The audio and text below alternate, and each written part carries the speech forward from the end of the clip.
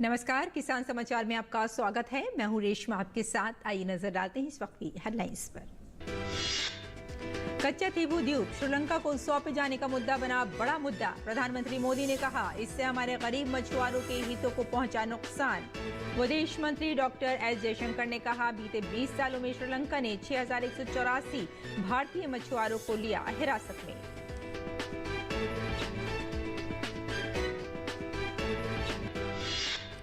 देश के अधिकांश गेहूं उत्पादक राज्यों में न्यूनतम समर्थन मूल्य पर गेहूं की खरीद शुरू। हरियाणा सरकार ने प्रदेश भर में बनाए हैं कुल 417 खरीद केंद्र।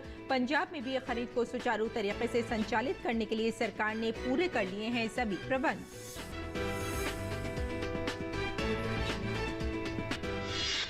केंद्र ने अगले आदेश तक बढ़ाया प्याज निर्यात पर प्रतिबंध। घरेलू उपलब्धता बढ़ाने और प्याज की कीमतों को नियंत्रण में रखने के लिए लिया गया ये फैसला। पिछले साल दिसंबर में सरकार ने प्याज के निर्यात पर लगाया था प्रतिबंध।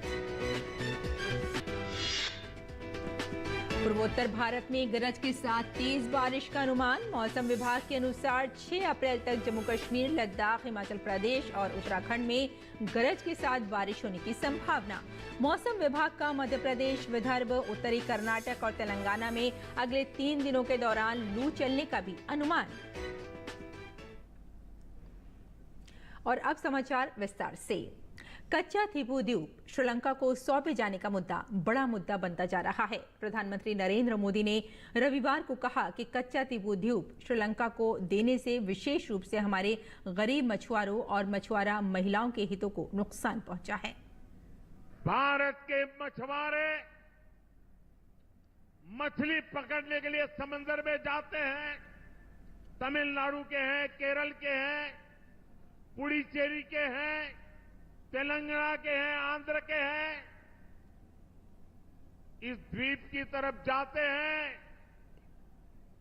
तो इन्हें गिरफ्तार कर लिया जाता है, उनकी बोट को कब्जा कर लिया जाता है। हमारे मछुआरे आज भी सजा भुगतते चले जा रहे हैं। कच्चा थीबू मुद्दे पर विदेश मंत्री डॉक्टर एस जयशंकर ने प्रेस वार्ता कर कांग्रेस पर निशाना साधा। डॉक्टर जयशंकर ने कहा कि बीते 20 सालों में श्रीलंका ने 6184 भारतीय मछुआरों को हिरासत में लिया है और 1175 भारतीय मछुआरों की नौकाएं जब्त की गई हैं।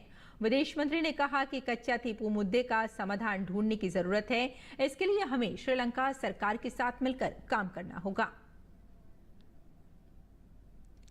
और केंद्र ने प्याज पर निर्यात प्रतिबंध को अगले आदेश तक बढ़ा दिया है। घरेलू उपलब्धता बढ़ाने और प्याज की कीमतों को नियंत्रण में रखने के लिए ये फैसला लिया गया है।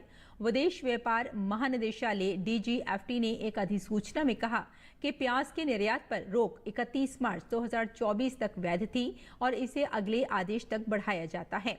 पिछले साल दिसंबर में सरकार ने प्याज के निर्यात पर प्रतिबंध लगा दिया था। हालांकि इसने केस टू केस आधार पर मित्र देशों को प्याज के निर्यात की अनुमति दी। देश के अधिकांश गेहूं उत्पादक राज्यों में 1 अप्रैल से न्यूनतम समर्थन मूल्य यानी MSP पर गेहूं की खरीद शुरू हो गई है। इसमें हरियाणा राज्य भी शामिल है। हरियाणा में रबी सीजन 2024 के तहत 26 मार्च से सरसों की खरीद शुरू की जा चुकी है और अब 1 अप्रैल से गेहूं की खरीद भी शुरू हो गई है।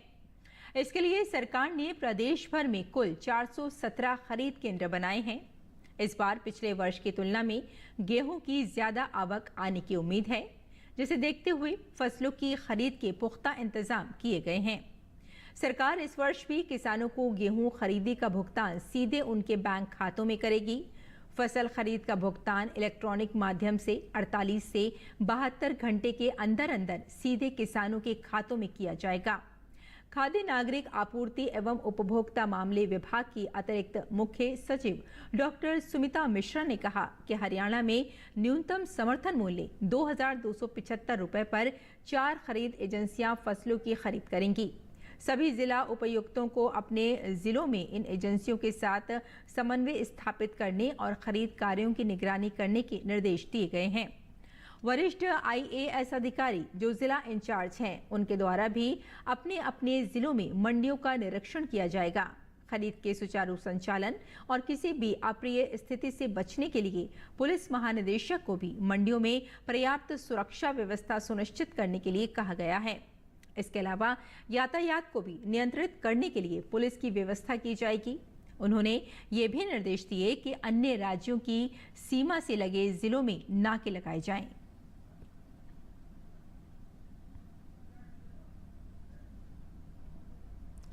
और पंजाब में भी रबी मौसम के लिए गेहूं की खरीद प्रक्रिया शुरू हो चुकी है। इस खरीद को सुचारू तरीके से संचालित करने के लिए सरकार ने सभी प्रबंध पूरे कर लिए हैं। राज्य में इस बार 35.07 लाख हेक्टेयर क्षेत्रफल में गेहूं की बुआई की गई और 161.30 लाख मीट्रिक टन गेहूं की पैदावार की उम्मीद है। खरीद के लिए 30,776.36 करोड़ रुपए नकद कर्ज सीमा की जरूरत है। इसमें से अप्रैल महीने के लिए 27,077.91 करोड़ रुपए मिल गए हैं, जबकि मई महीने के लिए शेष रकम जल्द मिल जाएगी। पंजाब मंडी बोर्ड द्वारा 1,908 नियमित खरीद केंद्र घोषित किए गए हैं। खरीद एजेंसियों के प्रस्ताव अनुसार अलग अलग एजेंसियों को इनकी अलॉटमेंट की गई है। सरकार ने सभी उपायुक्तों को कहा है कि खरीद प्रक्रिया के दौरान किसानों को किसी भी किस्म की कोई दिक्कत पेश न आए और मंडियों में खरीद प्रक्रिया के सुचारू प्रबंधों के साथ बुनियादी सुविधाओं का भी खास ख्याल रखा जाए और किसानों को खरीद के उपरांत तुरंत भुगतान किया जाए। मौसम विभाग ने बृहस्पतिवार तक पूर्वोत्तर भारत में गरज के साथ तेज बारिश का अनुमान व्यक्त किया है। अगले 2 से 3 दिनों तक अरुणाचल प्रदेश, असम, मेघालय, नागालैंड, मणिपुर, मिजोरम और त्रिपुरा में तेज बारिश और बर्फबारी होने की संभावना है। इस महीने की 5 तारीख तक 2 पश्चिमी विक्षोभ हिमालयी क्षेत्र को प्रभावित कर सकते हैं। विभाग ने बताया कि 6 अप्रैल तक जम्मू कश्मीर, लद्दाख, हिमाचल प्रदेश और उत्तराखंड में गरज के साथ बारिश होने की संभावना है। इन शहरों में बर्फबारी या कुछ स्थानों पर छिटपुट वर्षा हो सकती है। वहीं पंजाब, हरियाणा और चंडीगढ़ इस महीने की 5 तारीख तक पश्चिमी विक्षोभ से प्रभावित रहेंगे। मौसम विभाग ने मध्य प्रदेश, विदर्भ, उत्तरी कर्नाटक और तेलंगाना में अगले 3 दिनों के दौरान लू चलने का भी अनुमान व्यक्त किया है।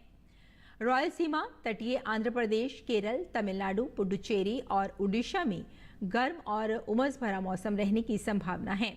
इस बीच विभाग ने दिल्ली में आंशिक रूप से बादल छाए रहने और तेज हवाएं चलने का अनुमान व्यक्त किया है। देश के 4 राज्यों पश्चिम बंगाल, असम, मिजोरम और मणिपुर में रविवार को अचानक आए तूफान और बारिश में काफी तबाही मची। असम के गुवाहाटी में गोपीनाथ बारदोलोई इंटरनेशनल एयरपोर्ट पर तेज बारिश से काफी नुकसान पहुंचा। एयरपोर्ट की छत का एक हिस्सा गिर गया। फ्लाइट की आवाजाही को कुछ समय के लिए रोक दिया गया। वहीं 6 फ्लाइट्स को डाइवर्ट करना पड़ा। मिजोरम के चम्फाई जिले के लुंगटन गांव में एक चर्च की इमारत ढह गई। आइजोल जिले के सियालसुक में एक और चर्च की इमारत को नुकसान पहुंचा। इसके अलावा कुछ घर भी आंशिक रूप से क्षतिग्रस्त हुए हैं। मणिपुर के थोबल और खोंगजोम इलाके में भी कई पेड़ उखड़ गए और घरों की टीन की छतें उड़ गईं। देश में शिक्षा, शोध और प्रसार में स्वामी केशवानंद राजस्थान कृषि विश्वविद्यालय का नाम अग्रणी विश्वविद्यालय में शुमार होता है। विश्वविद्यालय मरु प्रदेश राजस्थान के किसानों की आमदनी बढ़ाने के लिए मिशन मोड पर काम कर रहा है।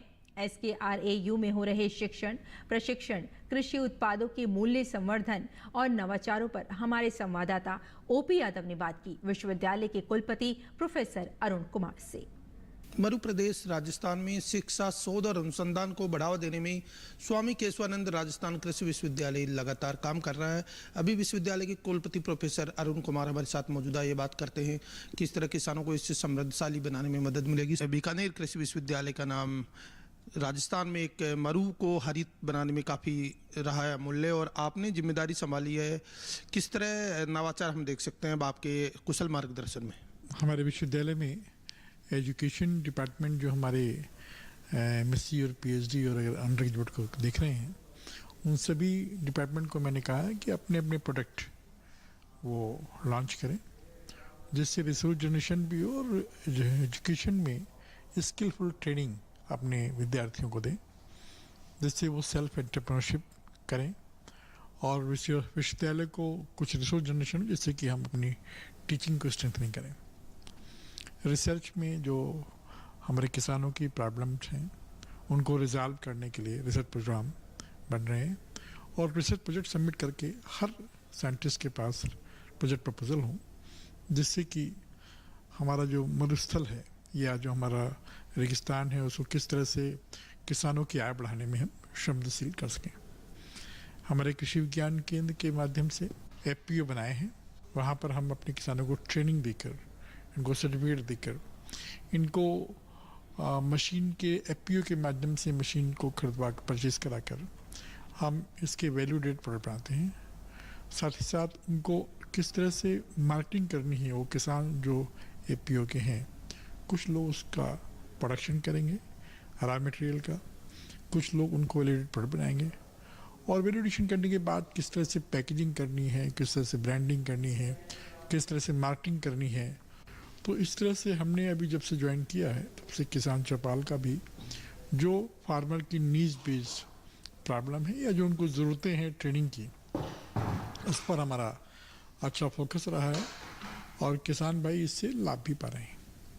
हमारे यहाँ पर किसान के यहाँ फल सब्जी पौध के लिए हमने अपने सभी कृषि विज्ञान केंद्रों को कहा है कि अपने यहाँ पर एक बीज कम प्लांटिंग मटेरियल एक केंद्र बनाएं और अपने यहाँ पर पौधों की गुटी ग्राफ्टिंग करने के बाद उन लोकल नीड्स को, जैसे कैरे, सागड़ी है, बेर है, बेल है, इनको उन पौधों को प्रोवाइड करें।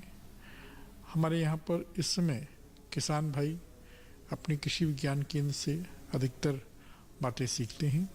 पशुपालन में भी सभी किसान भाई बहुत ही तन्मयता से रहते हैं। बकरी पालन वहाँ पर एक जैसे जैसलमेर है, वहाँ पर बकरी पालन का काफ़ी चल रहा है। अब वैल्यू एडिशन की तरफ हमको बढ़ना होगा, नो डाउट। हमारे किसान भाई जो किसानी छोड़ रहे थे, जब वो अधिक लाभ प्राप्त करेंगे तो वो बच्चे जो किसी किसानी करने से दूर भागते हैं या सोचते हैं हमें इसमें कुछ नहीं मिलेगा, जहाँ मेहनत करनी पड़ेगी, उसको छोड़कर वो अपनी खेती किसानी जो उनका हम लोग का पुराना कार्य है, किसानी भारत किसानों का गांव है, खेतों किसानों के लिए ही हम कार्य करते हैं कृषि विद्यालय, तो वो बेहतर कार्य कर सकेंगे और सबसे बड़ी बात है किसान समृद्ध होगा। तो ये थे स्वामी केशवानंद राजस्थान कृषि विश्वविद्यालय के कुलपति प्रोफेसर अरुण कुमार, जिनका मानना है कि विश्वविद्यालय द्वारा न केवल कृषि शिक्षा, शोध और अनुसंधान को बढ़ावा दिया जा रहा है, बल्कि प्रसार गतिविधियों के साथ साथ कृषि से जुड़ी नवीन तकनीक किसानों को पहुंचाकर उन्हें आर्थिक रूप से सशक्त और मजबूत बनाने का अनुकरणीय प्रयास भी किया जा रहा है। मेरे सहयोगी कैमरामैन आशीष के साथ मोपी यादव, DD न्यूज, दिल्ली। और ऋतु परिवर्तन यानी बदलते मौसम से किसानों समेत प्रत्येक मनुष्य पर असर पड़ता है। हमारे स्वास्थ्य पर भी इसका गहरा असर पड़ता है। ऐसे में कई स्वास्थ्य समस्याओं की संभावना अधिक हो जाती है।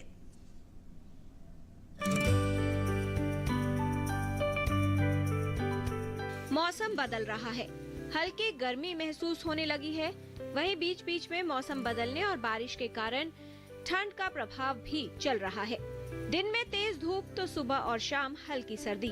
ऐसे में लोगों के लिए कई स्वास्थ्य समस्याओं का खतरा बढ़ सकता है। इस मौसम में पित्त उछल जाती है, किसी को गर्मी में वीकनेस महसूस होती है, उल्टी जैसा मन होता है या सनबर्न हो जाता है, जिन्हें ज़्यादातर होम रेमेडीज़ या हल्के इलाज से ठीक किया जा सकता है। मगर जब गर्मी का प्रकोप बहुत ज़्यादा हो या हमारे शरीर में जो स्वेटिंग, जो पसीना है, उसकी प्रक्रिया गड़बड़ हो जाए या शरीर का तापमान बहुत ज़्यादा बढ़ जाए, तो कई बार काफ़ी सीरियस या जानलेवा दिक्कतें भी हो सकती हैं, जैसे कि हीट स्ट्रोक या हीट एग्जॉशन।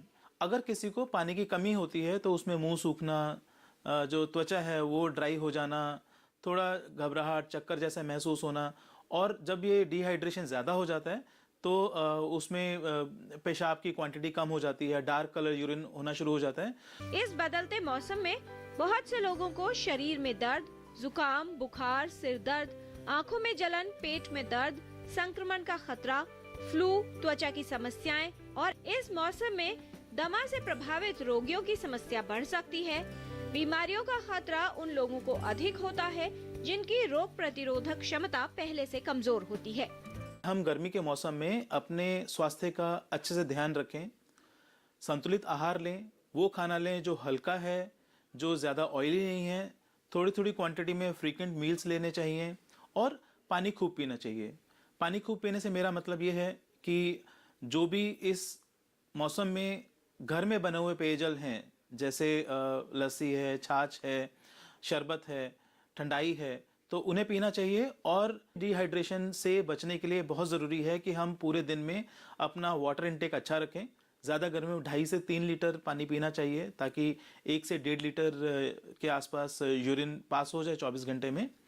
बच्चों में संक्रमण की संभावना रहती है। धूप से आकर तेज पंखे में बैठना या ठंडा पानी पी लेना समस्या उत्पन्न कर सकता है। जुकाम और फ्लू जैसी बीमारियों से बचने के लिए साफ सफाई का विशेष ध्यान रखना आवश्यक है। ऐसे में संक्रमित व्यक्ति से दूरी बनाए रखना, खांसते और छींकते समय मुंह को ढककर रखना, साथ ही साफ सफाई का विशेष ध्यान रखने की आवश्यकता है। संतुलित आहार लेंगे, स्वच्छ खाना और अपने सफाई, पर्सनल हाइजीन जैसे साबुन से हाथ धोना और बाकी प्रतिदिन नहाना, नाखून काट कर रखना, और कोई भी लक्षण हो तो बिना संकोच किए मेडिकल असिस्टेंट, चाहे वो हम डॉक्टर से, नर्स से, किसी और हेल्थ केयर प्रोफेशनल से सलाह लें और उसको मानें। तो ऐसा करके हम गर्मी से होने वाली बहुत सारी दिक्कतों से अपने आप को, अपने परिवार के लोगों को समस्याओं से बचा सकते हैं। आवश्यक है कि अपनी रोग प्रतिरोधक क्षमता को मजबूत बनाएं, आहार पर विशेष ध्यान दें और व्यायाम करें। स्वस्थ जीवन शैली अपनाकर इस मौसम में बीमारियों के खतरे को कम किया जा सकता है। किरण भारद्वाज, डीडी न्यूज। और आम की पैदावार पूरी तरह से मंजर पर निर्भर करती है। ऐसे में किसानों को मंजर का बचाव जरूर करना चाहिए ताकि आम की अच्छी और बढ़िया पैदावार हो। इसी क्रम में बिहार कृषि विभाग ने एडवाइजरी जारी की है जिसमें कीटनाशक बनाने और इसके छिड़काव करने का समय बताया गया है। आम के पेड़ पर जितना ज्यादा मंजर यानी बौर होंगे उतनी ही अच्छी और बढ़िया पैदावार देखने को मिलेगी। ऐसे में बौर को बचाना बेहद जरूरी है। आम के मंजर को बचाने के लिए आपको समय समय पर मंजर पर कीटनाशक का छिड़काव करना चाहिए। मंजर के बचाव के लिए किसानों को समय समय पर इसकी देखरेख करनी चाहिए। इसके लिए किसानों को आम पर आए मंजर पर 3 छिड़काव करने चाहिए। इन कीटनाशकों का छिड़काव किसानों को मंजर के आकार के हिसाब से करना होता है। किसानों को मंजर निकलने के पहले पहला छिड़काव करना चाहिए। इसकी शुरुआत एक कीटनाशक दवा के साथ करनी चाहिए। छिड़काव इस तरह से करें कि कीटनाशक पेड़ की छाल की दरारों में पहुंच सके ताकि कीट पर इसका असर हो सके। मंजर अब सरसों के दाने के बराबर हो जाएं, तब दूसरा छिड़काव करना चाहिए। इसके लिए कीटनाशक के साथ एक फफूंदनाशक मिलाकर छिड़काव करें। ऐसा करने से मंजर को पाउडरी मिल्ड्यू और एंथ्रेक्नोज रोग नहीं लगता है। साथ ही किसान इस घोल में अल्फा नैप्थाइल एसिटिक एसिड को भी मिला सकते हैं ताकि रोग के चलते फल ना गिरें और वे अच्छे से विकसित हो सकें। जब आम के मंजर मटर के दाने के आकार के बराबर हो जाए तो तीसरा छिड़काव करना चाहिए। इसमें कीटनाशक के साथ अल्फा नैप्थाइल एसिटिक एसिड को मिला लें। अब तैयार कीटनाशक को फफूंदनाशी में मिलाकर छिड़काव करें। इससे कीट लगने का खतरा काफी हद तक कम हो सकता है। और आइए अब बात कर लेते हैं मौसमी खेती की और जानते हैं कि किसान इस मौसम में कैसे रखें अपनी खेती का ख्याल।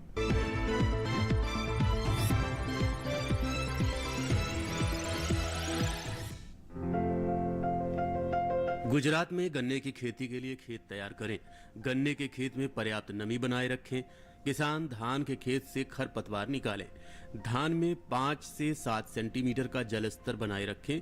वहीं अरहर के खेत में सिंचाई करें। गुजरात में चने की तैयार फसलों की कटाई कर लें।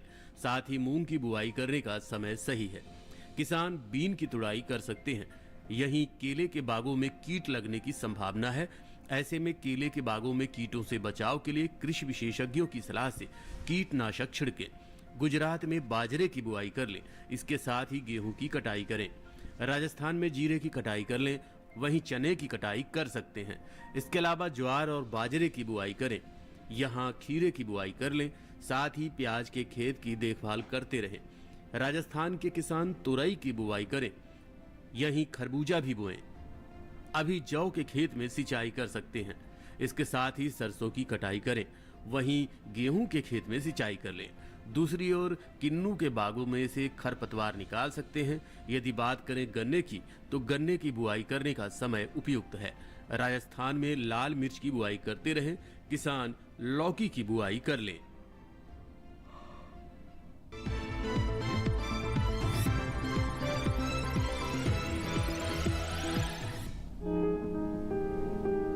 लौकी को गर्मी और बरसात दोनों में बोया जा सकता है।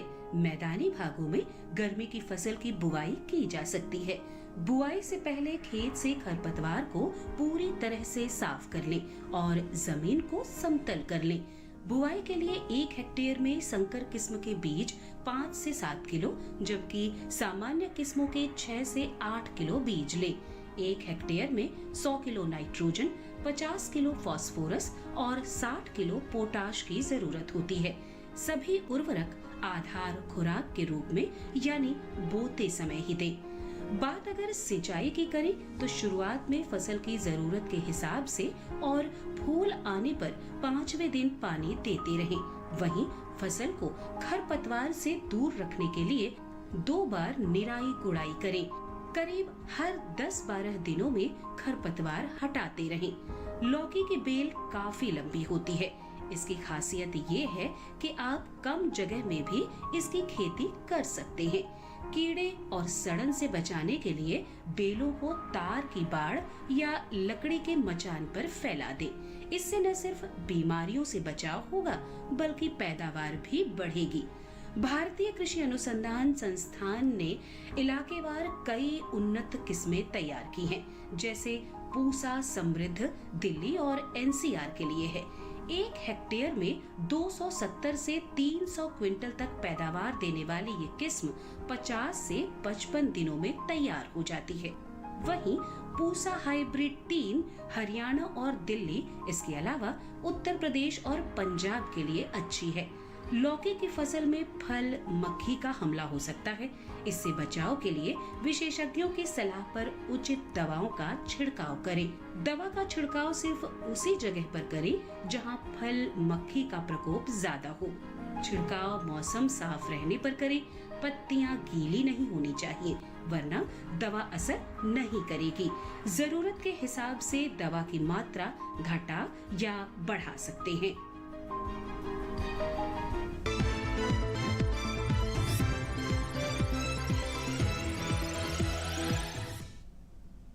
और खेती किसानी के साथ साथ आइए नजर डालते हैं कुछ और महत्वपूर्ण खबरों पर। खास खबर में प्रधानमंत्री नरेंद्र मोदी मुंबई दौरे पर भारतीय रिजर्व बैंक की स्थापना के 90वें वर्ष में प्रवेश करने के अवसर पर आयोजित समारोह में शामिल हुए। भारतीय रिजर्व बैंक ने 1 अप्रैल 1935 से काम करना शुरू किया था। प्रधानमंत्री नरेंद्र मोदी ने अपने संबोधन में नीति, निर्णय और नतीजे के समन्वय पर जोर दिया। पीएम मोदी ने इस मौके पर एक स्मारक सिक्का भी जारी किया। प्रधानमंत्री नरेंद्र मोदी ने देश में पर्यटन के क्षेत्र में बढ़ते अवसर का उल्लेख किया। उन्होंने आरबीआई से इस क्षेत्र को बढ़ावा देने के लिए विशेषज्ञता बनाने की अपील की। पीएम ने बैंकिंग क्षेत्र में बदलाव के लिए सभी से विचार करने की अपील की। उन्होंने आरबीआई को विकसित भारत के सपने को पूरा करने में एक उपयुक्त संस्था बताया। समारोह में आरबीआई गवर्नर शक्तिकांत दास ने एक संस्था के रूप में आरबीआई की भूमिका की सराहना की। भारतीय जनता पार्टी मुख्यालय में घोषणा पत्र समिति की बैठक हुई। इस बैठक की अध्यक्षता रक्षा मंत्री और बीजेपी के वरिष्ठ नेता राजनाथ सिंह ने की। शनिवार को भाजपा राष्ट्रीय अध्यक्ष जेपी नड्डा ने लोकसभा चुनाव के लिए 27 सदस्यीय मैनिफेस्टो कमेटी का गठन किया है। और अटलांटा में प्रधानमंत्री नरेंद्र मोदी के समर्थन में बीजेपी के प्रवासी समर्थकों ने एक कार रैली का आयोजन किया। रैली में लगभग 150 कारों ने भाग लिया। लोकप्रिय उड़िया फिल्म स्टार और पूर्व बीजेटी विधायक आकाश धाम नायक ने नवीन पटनायक का साथ छोड़ दिया है। चुनाव से पहले भुवनेश्वर में वो ओडिशा बीजेपी के अध्यक्ष मनमोहन सामल की उपस्थिति में बीजेपी में शामिल हो गए। छिंदवाड़ा के मेयर विक्रम आहाके भारतीय जनता पार्टी में शामिल हो गए। मध्य प्रदेश के मुख्यमंत्री डॉक्टर मोहन यादव, प्रदेश अध्यक्ष व सांसद विष्णुदत्त शर्मा की मौजूदगी में कमलनाथ के करीबी विक्रम आहाके भाजपा में शामिल हुए। डीएमके नेता और तमिलनाडु में युवा कल्याण मंत्री उदयनिधि स्टालिन ने पुडुचेरी में कांग्रेस नेता और निवर्तमान उदयनिधि स्टालिन ने कहा कि अगर 2024 के लोकसभा चुनाव में इंडिया ब्लॉक सत्ता में आया तो डीएमके के घोषणा पत्र से किए गए के बारे में मुताबिक पुडुचेरी को राज्य का दर्जा दिया जाएगा। आबकारी घोटाले में गिरफ्तार दिल्ली के मुख्यमंत्री अरविंद केजरीवाल को कोर्ट ने 15 अप्रैल तक न्यायिक हिरासत में भेज दिया है। ईडी ने अरविंद केजरीवाल को न्यायिक हिरासत में भेजने की मांग की थी। अरविंद केजरीवाल की 15 अप्रैल तक न्यायिक हिरासत पर बीजेपी प्रदेश अध्यक्ष वीरेंद्र सचदेवा ने कहा कि साफ हो गया है कि दिल्ली की जनता को लूटने और युवाओं को गुमराह करने का काम किया गया है। केंद्र सरकार ने सुप्रीम कोर्ट में कहा कि आगामी लोकसभा चुनाव के कारण जुलाई 2024 तक लगभग 3500 करोड़ रुपए की आयकर मांग के संबंध में कांग्रेस के खिलाफ फिलहाल कोई दंडात्मक कार्रवाई नहीं की जाएगी। इनकम टैक्स विभाग के नोटिस के मुताबिक कांग्रेस को 1700 करोड़ का नोटिस दिया था। दिल्ली में वजीराबाद के जगतपुर गांव में तेंदुए के हमले में 3 लोग घायल हो गए। अचानक तेंदुए के दिखने से और उसके हमले से पूरे गांव में दहशत का माहौल है। तेलंगाना के रंगारेड्डी जिले के अट्टापुर इलाके में एक रुई गोदाम में आग लग गई। शॉर्ट सर्किट के कारण लगी आग को दमकल की गाड़ियों ने मौके पर पहुंचकर 4 घंटे की कड़ी मशक्कत के बाद आग पर काबू पाया। तो नाज़रीन, किसान समाचार में फिलहाल इतना ही। अनुमति दी, नमस्कार।